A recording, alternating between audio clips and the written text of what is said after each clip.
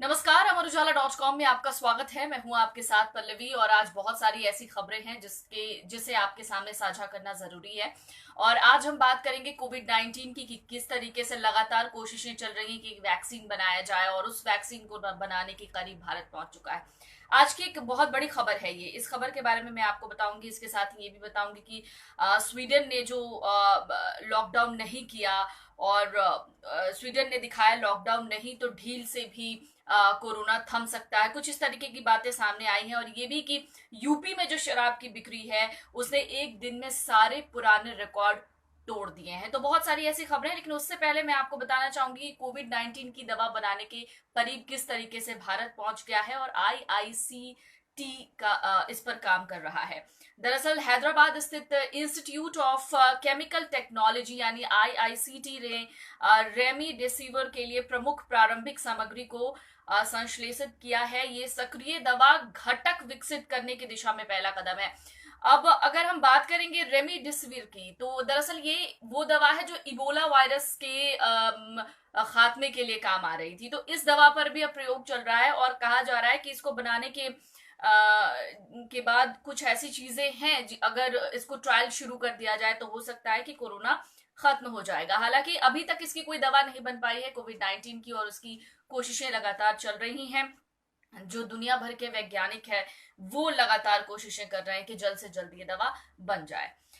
इधर देश भर में जो संक्रमित मरीज हैं उनकी जो संख्या है वो 46,433 हो गई है। लगातार आंकड़े बढ़ रहे हैं। अब तक 1568 की मौत हो चुकी है। वाकई बहुत दुखद खबर है। और जब हम लगातार सुबह उठ के रोज मोबाइल खोलते हैं या फिर टीवी खोलते हैं तब देखते हैं कि संक्रमितों का जो आंकड़ा है वो बढ़ गया है, मृतकों की जो संख्या है वो बढ़ गई है, तो वाकई पूरे दिन हम इस बात को सोचकर चिंतित रहते हैं कि पता नहीं अब कौन से दिन कोविड 19 दिखाएगा। लेकिन सवाल ये है कि आप कितने सतर्क हैं। जब तक आप सतर्क नहीं रहेंगे तब तक इन खबरों को देखकर समझकर कुछ नहीं होने वाला। अब देखिए जिस तरीके से कल शराब की दुकानें खुली, यानी 4 मई को जैसे ही शराब की दुकानें खुली उस वक्त लोगों का एक हुजूम सा उमड़ गया। सोशल डिस्टेंसिंग की धज्जियां उड़ाई गई, बाद में पुलिस ने लाठीचार्ज किया, बहुत सी चीजें कल देखने को मिली। तो कहीं ना कहीं इस बात का ख्याल हमको रखना है। तो आपको बता दें कि देश भर में कोरोना वायरस से जो संक्रमित मरीज हैं उनकी संख्या लगातार बढ़ रही है। 32,138 सक्रिय हैं, 12,727 इस वक्त ठीक हो चुके हैं। हालांकि जिस तरीके से लोग बढ़ रहे हैं उसी रेशियो में लोगों के ठीक होने की भी खबरें सामने आ रही हैं। इधर भारत ने सस्ते कच्चे तेल की खरीद कर 3.20 करोड़ टन तेल के भंडार भरे हैं। तो क्रूड ऑयल की जहां तक बात आ रही है सामने की, अब देखिए हालिया दिनों में पेट्रोल भी सस्ता हुआ, गैस भी सस्ता कर दिया गया, रसोई गैस सस्ता कर दिया गया। तो बहुत सी चीजें हैं कि हालांकि सरकार ने राहत पहुंचाने की कोशिश हर तरीके से लोगों को की है। भारत पेट्रोलियम उत्पादों की अपनी जरूरतों को पूरा करने के लिए 85% की भरपाई आयात से करता है और कोविड 19 के दौर में चुनौतियों का जो प्रभाव है वो लॉकडाउन में भी राहत पहुंचाई जाए। हालांकि ये सबको मालूम है कि अर्थव्यवस्था फिलहाल ढुलमुल वाले रवैये पर है, क्योंकि कह सकते हैं कि जिस तरीके से कोरोना ने पूरे विश्व भर में तबाही मचा रखी है, ऐसे में बहुत मुश्किल है अर्थव्यवस्था को पुरानी पटरी पर लेकर वापस आ पाना। कुछ ऐसे ही जो तस्वीरें और खबरें हैं वो प्रवासी मजदूरों को लेकर सामने आ रही हैं। मुफ्त यात्रा के लिए सुप्रीम कोर्ट में याचिका दायर हुई है कि कहा गया है कि 800 रुपए तक इनसे वसूले गए हैं। अब कल कांग्रेस ने जिस तरीके से केंद्र सरकार पर आरोप लगाया कि भाई दान में जो आए हुए पैसे है, जो पीएम केयर फंड में जो आया हुआ पैसा है उसका क्या हो रहा है, उसके लिए क्यों नहीं मरीजों के लिए जो स्पेशल ट्रेन चलाई जा रही है तो उसमें उनको मुफ्त यात्रा की जा रही है।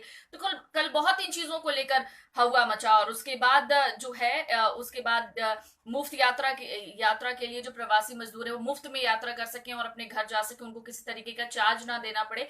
इसके लिए सुप्रीम कोर्ट में एक याचिका भी दायर की गई है। कहा गया है कि 800 रुपए तक के इन मजदूरों से पैसे वसूले गए हैं। तो बहुत सारी ऐसी खबरें हैं। इस दौरान यूपी बोर्ड से भी एक खबर ये सामने आ रही है कि आज से सिर्फ ग्रीन जोन में उत्तर पुस्तिकाओं का मूल्यांकन होगा, ऑरेंज और रेड जोन में नहीं होगा। इसके साथ ही कश्मीर में बर्फ पिघलने लगी है, 200 से ज्यादा आतंकी घुसपैठ की ताक में है।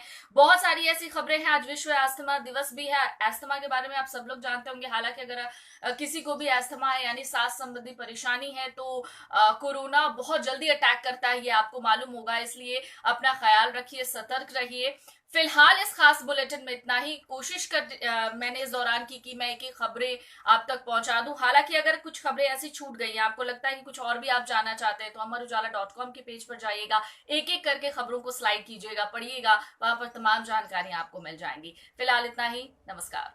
अगर आप ये वीडियो YouTube पर देख रहे हैं तो हमारे चैनल को सब्सक्राइब करें और बेल आइकन को दबाना ना भूलें। अगर आप Facebook पर ये वीडियो देख रहे हैं तो हमारे पेज को लाइक करें।